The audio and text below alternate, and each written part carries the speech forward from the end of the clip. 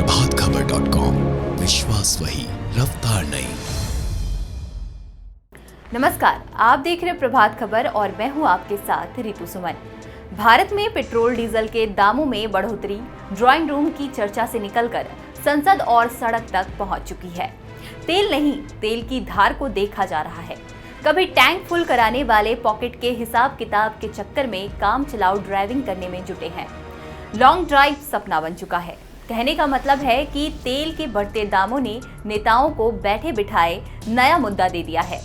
विपक्षी सरकार पर हमले कर रहे हैं तो पक्ष के नेता दुनिया की दुहाई दे रहे हैं।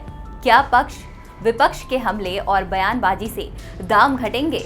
इस सवाल का जवाब जानने के लिए आपको भारत की सरहद के पार चलना होगा और दिमाग में इस बात को भी रखना होगा कि भारत में तेल के दामों का निर्धारण सरकार नहीं, पेट्रोलियम कंपनी करती है। तो समझिए तेल के बढ़ते दामों का गणित। दरअसल 7 मार्च को हूथी विद्रोहियों के सऊदी अरब पर एक हमले के बाद अंतर्राष्ट्रीय बाजार में कच्चे तेल का दाम यानी बेंचमार्क ब्रेंट क्रूड का दाम लगभग 3% बढ़कर $71.37 प्रति बैरल तक जा पहुंचा। जाहिर है इसका असर भारत पर भी पड़ेगा, क्योंकि देश की अर्थव्यवस्था की निर्भरता काफी हद तक तेल के आयात पर है। सऊदी अरब दुनिया में सबसे अधिक तेल पैदा करता है और ये भारत को तेल निर्यात करने वाला सबसे बड़ा देश है।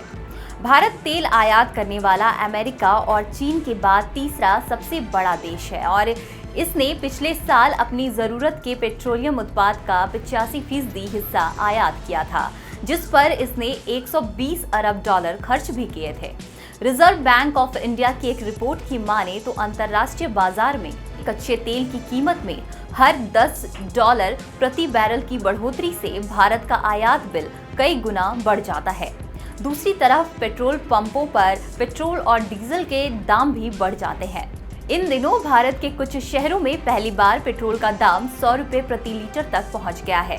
पिछले साल फरवरी के बाद शुरू हुए महामारी के शुरुआती हफ्तों में कच्चे तेल का दाम घटकर $20 प्रति बैरल हो गया था। उस समय से अब तक इसमें 83% की वृद्धि हुई है, जो भारत में पेट्रोल और डीजल के बढ़ते दाम के कई कारणों में से एक बड़ा कारण है। तो इसी तरह की जानकारी के लिए देखते रहिए प्रभातखबर.com। प्रभातखबर.com, विश्वास वही, रफ्तार नहीं।